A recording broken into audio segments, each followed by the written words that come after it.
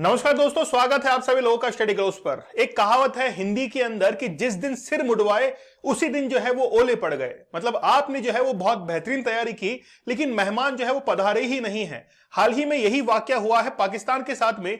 पाकिस्तान ने सऊदी अरब की एक कंपनी है सऊदी अरामको, जिसके साथ में कॉन्ट्रैक्ट साइन किया था 2018 के अंदर कि आप हमारे यहां पर आइए और ग्वादर पोर्ट पर एक रिफाइनरी लगाइए। बहुत सारी रियायतें जो है वो सऊदी अरेबिया की कंपनी को दी गई, लेकिन आखिरकार में वो प्रोजेक्ट जो है वो कैंसिल हो चुका है और पाकिस्तान को एक जबरदस्त झटका जो है वो लगने वाला है।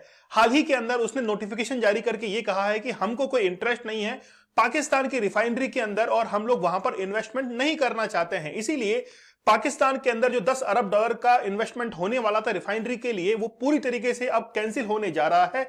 और पाकिस्तान ये सदमा जो है वो शायद ही सहन कर पाए, क्योंकि पाकिस्तान की इकोनॉमी जिस तरीके से नीचे जा रही है, उसकी डॉलर के मुकाबले करेंसी जो है जितनी ज्यादा डाउन होती जा रही है, वहां पर इकोनॉमी जो है वो उतनी ही ज्यादा डाउनफॉल पर हम लोगों को दिख रही है। तो चलिए देखते हैं कि आखिरकार हुआ क्या है। आप लोग यहां पर देख सकते हैं कि 10 बिलियन डॉलर की एक पूरा का पूरा प्रोजेक्ट जो कि ग्वादर बंदरगाह पर एक रिफाइनरी स्थापित होने जा रही थी, सऊदी अरामको ने उसको कोल्ड फीट पर रख दिया है। मतलब अपने पैर जो है वो थाम लिए हैं कि हम जो है आगे अपनी रिफाइनरी को एस्टेब्लिश नहीं कर पाएंगे।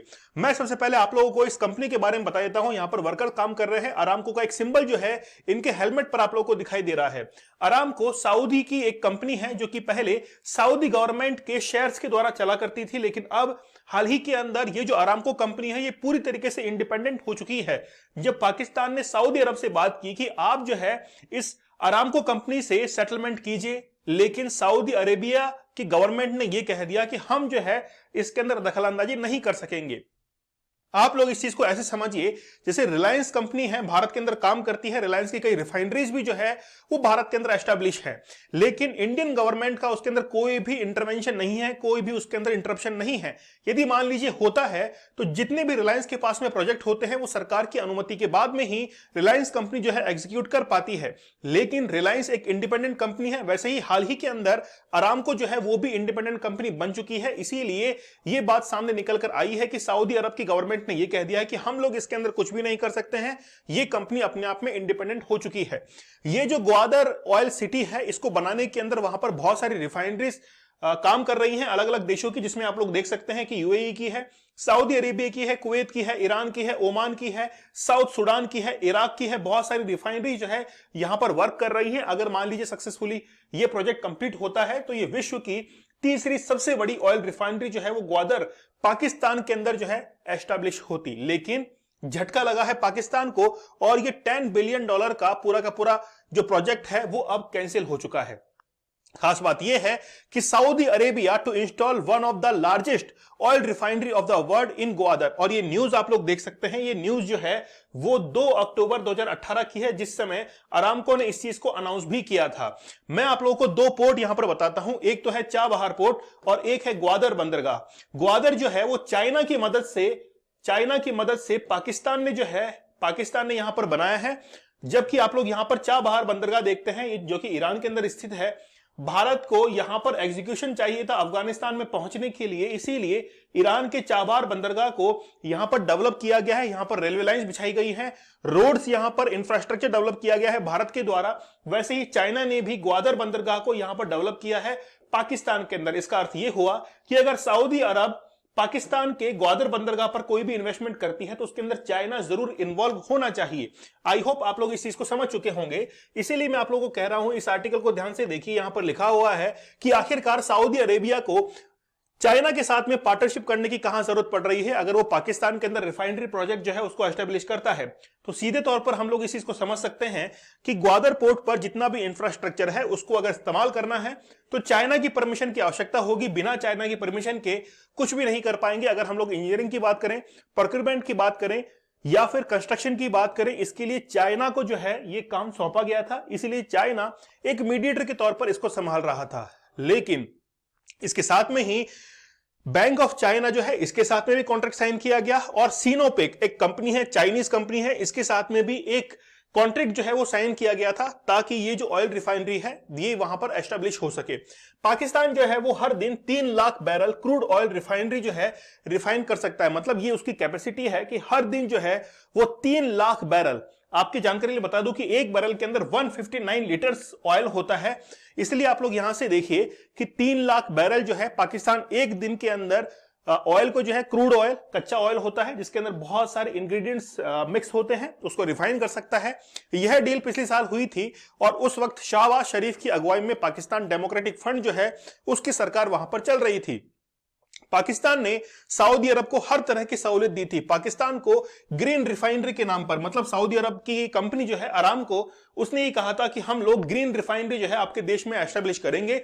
25 साल तक 7.5% देने का वादा भी किया था। अगर वो कंपनी यहां पर इन्वेस्टमेंट करती है तो ये कहा था पाकिस्तान ने कि जो भी मुनाफा होगा 25 साल तक हम लोग आपको 7.5% जो है ये आपको क्या करेंगे, यहां पर फंड करेंगे। इसके साथ में ही 20 साल तक कोई भी आपको जो है वो टैक्स देने की जरूरत नहीं है, बस आप लोग यहां पर आइए, यहां पर एस्टेब्लिश कीजिए अपने प्रोजेक्ट को। तो कंपनी का नया मैनेजमेंट, ये जो शब्द है नया मैनेजमेंट, इसका मीन्स ये है कि अरामको जो कंपनी पहले सऊदी अरब की गवर्नमेंट के कंट्रोल में आती थी, लेकिन अब हाल ही के अंदर वो इंडिपेंडेंट हो चुकी है, इसीलिए मैं इस शब्द को काम में ले रहा हूं, वो है नया मैनेजमेंट। तो उसने कहा कि ये बिजनेस जो हम करने जा रहे हैं पाकिस्तान के ग्वादर बंदरगाह पर, इसमें कोई खासा मुनाफा नहीं है, इसलिए हम लोग इससे विड्रॉ कर रहे हैं, पीछे हट रहे हैं। अपनी हिस्सेदारी 90 करोड़ डॉलर से ज्यादा नहीं रखेगी। मतलब अगर मान के चलिए हम लोग पूरे प्रोजेक्ट की अगर डील देखें तो 10 अरब डॉलर है। कितनी है? 10 अरब डॉलर जो है वो पूरी डील है। इसका हम लोग ये कह सकते हैं कि अगर 100 रुपए कोई व्यक्ति इन्वेस्टमेंट करने वाला है तो वहां पर जाकर वो लास्ट में ये कह देता है कि मैं तो केवल 10 रुपए ही इन्वेस्टमेंट करूंगा, मेरे पास में इतनी कैपेसिटी नहीं है जहां पर मैं पहले 100 रुपए इन्वेस्टमेंट जो है वो करने वाला था। इसीलिए कहा जा रहा है कि ये जो कंपनी अब केवल 90 करोड़ डॉलर इससे ज्यादा इन्वेस्टमेंट नहीं करेगी, तो ये ना के बराबर है। मतलब ये भी हो सकता है कि धीरे धीरे ये इसके लिए भी जो है वो मना कर दे कि हम जो है ये इन्वेस्टमेंट नहीं कर सकते हैं।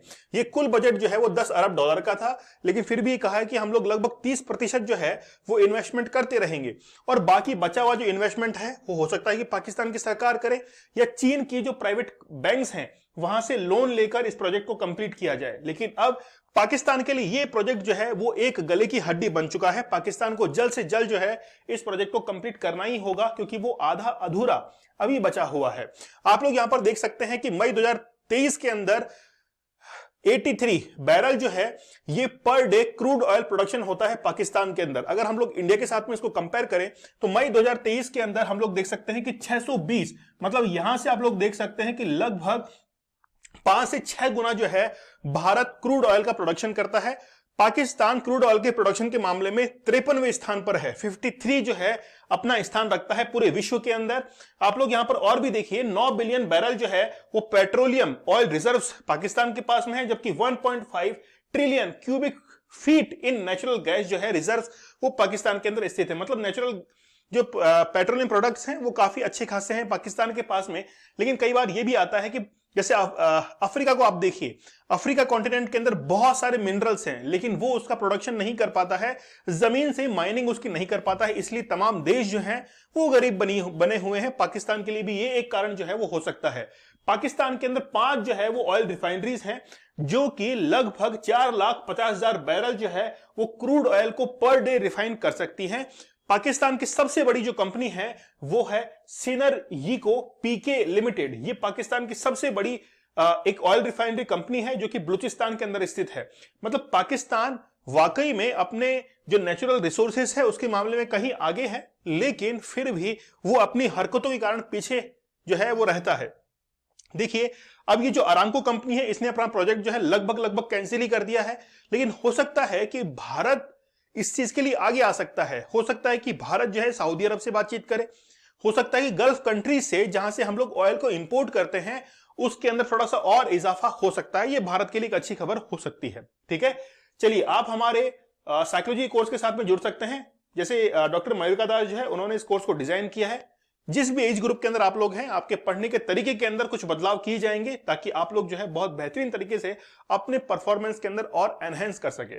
आप लोग मेरे टेलीग्राम चैनल दीपक इंदौरा ऑफिशियल से जो है कनेक्ट हो सकते हैं। यहां पर जल्द ही आप लोगों के लिए बहुत जबरदस्त एक क्विज जो है वो लाने जा रहे हैं। यहां पर डेली जो है वो आपके लिए कुछ सेशन होने वाले हैं।